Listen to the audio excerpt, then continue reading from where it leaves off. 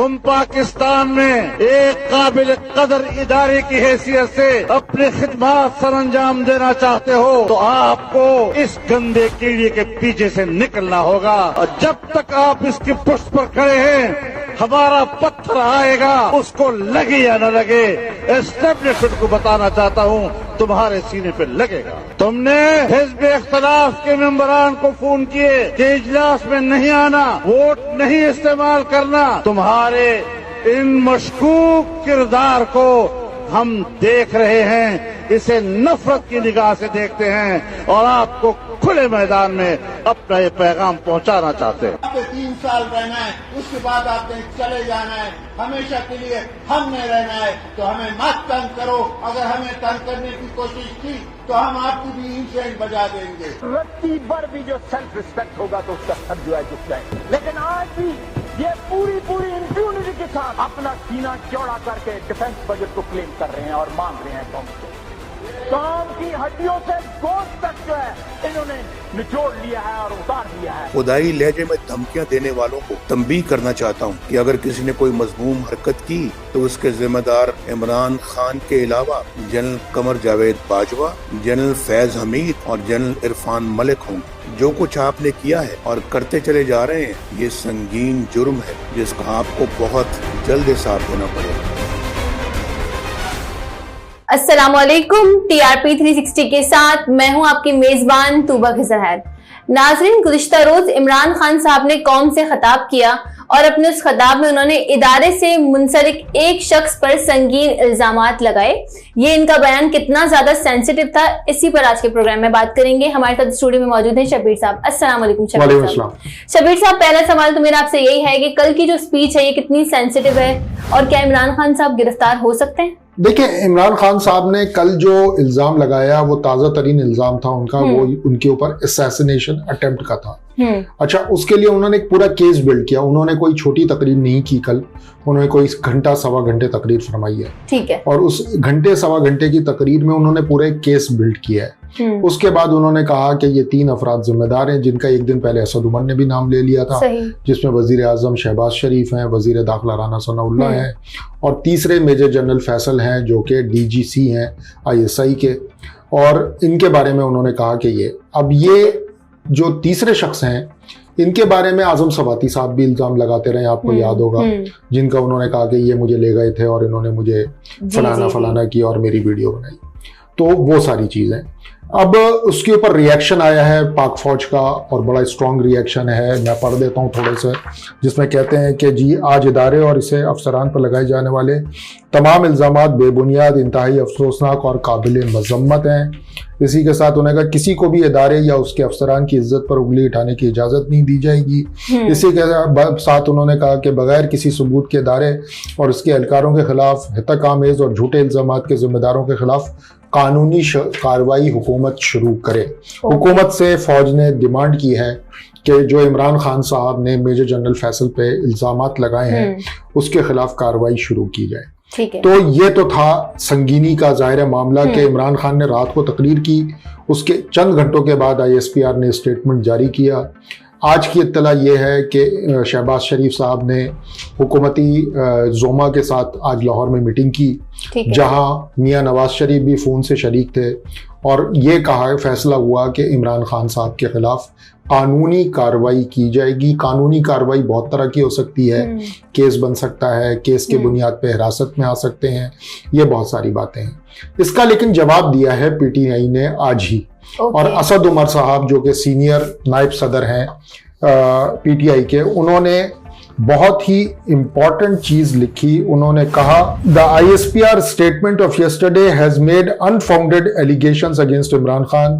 He has never spoken against the institution. In fact he has always spoken about the need to strengthen the Australia criticism of which should not be called criticism of the institution. Basically Asad Umar sahab ने यह कहा कि इदारों के ऊपर तनकीद नहीं फरमाई, एक इंडिविजुअल के ऊपर तनकीद की थी इमरान खान साहब ने, और एक शख्स के ऊपर तनकीद, पूरे इदारे पर तनकीद नहीं होती।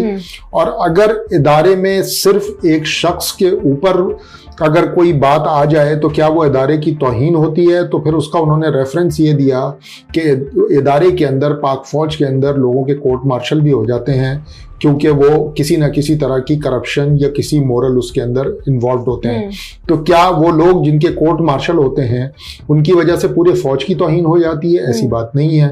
तो ये उन्होंने ग्राउंड तैयार किया है। ठीक है। तो ये असद उमर का बयान, इमरान खान का बयान और पाक फौज का बयान और आज हुकूमत का जो है कानूनी कार्रवाई का फैसला, तो मामला संगीन होता जा रहा है, दोनों तरफ से शिद्दत आती जा रही है और मामला कहीं भी जा सकता है। ठीक है शब्बीर साहब, इमरान खान साहब की तरफ से जो इदारे पर और एक शख्सियत पर जो बयान दिया गया है, क्या माजी में भी किसी ने ऐसा किया है या अपनी नौयत का पहला वाकया था? देखें, बिल्कुल बहुत मिसालें भरी पड़ी हैं। मैं आपको पीछे लेके चलता हूँ। आप आ जाएं बेनजीर भुट्टो साहिबा की गवर्नमेंट की तरफ।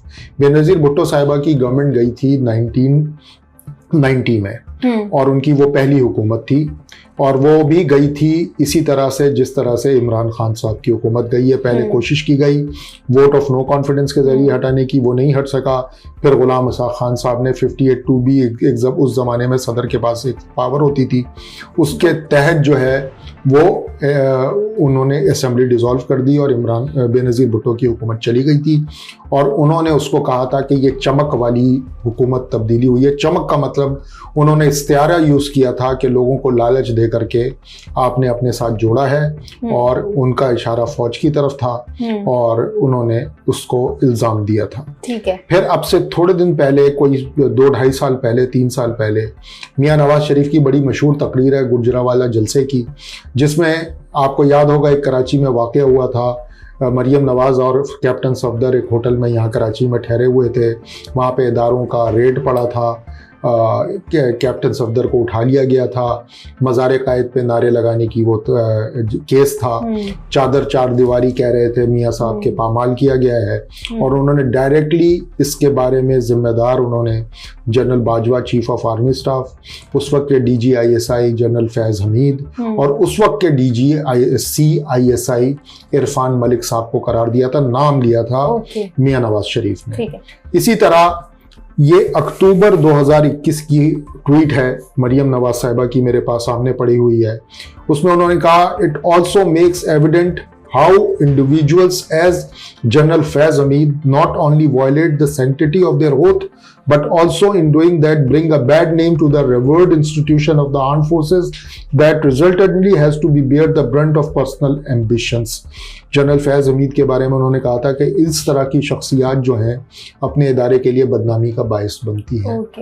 ये बात जहन में रहनी चाहिए कि lieutenant general Faiz Hamid 3 star general हैं। वो कोई छोटे मोटे फौजी अफसर नहीं हैं, वो एक स्टेप दूर हैं चीफ ऑफ आर्मी स्टाफ बनने से।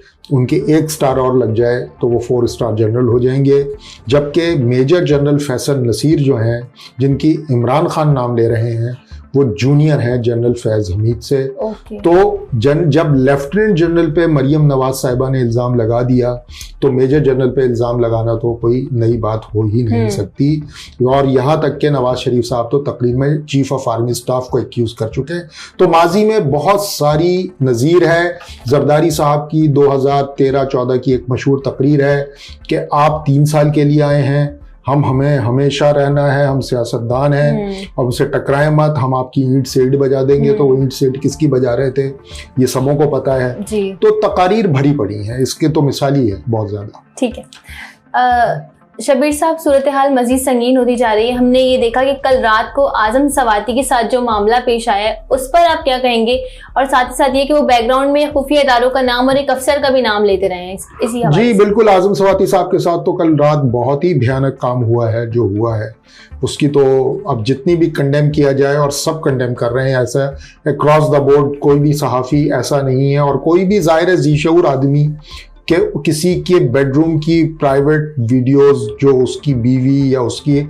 आप सोचें 75 साल के हैं आजम सवाती साहब, उनकी मिसेस भी लगभग इसी उसकी होंगी, वो किसी की दादी होंगी, किसी की नानी होंगी, किसी की माँ है, वो किसी की सास हैं। ठीक है, आप सोचें कि उस औरत पे क्या गुजर रही होगी कि आजम सवाती की बेटियों को उनकी और उनकी मिसेस की वीडियोस गई हैं बेडरूम की। अब इंसान इसके बारे में क्या कहे। फर्ज करें कि कल अदालत इसका नोटिस भी ले ले और ये वीडियोस दिखाई जाए अदालत में, उस खातून पर क्या गुजरेगी।